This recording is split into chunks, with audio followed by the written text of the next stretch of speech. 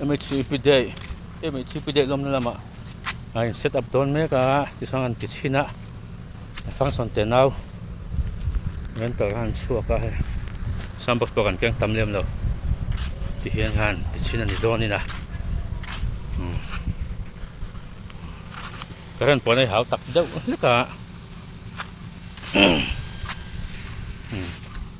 ai achak ki milai do kan in kha oma kan kom thang kha ni he da hiram hun veng thar lam pangi thuam pui ni lam ma hinaram thar veng om be thunga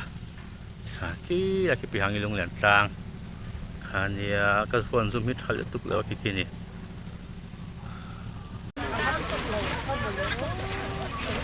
Darling, I see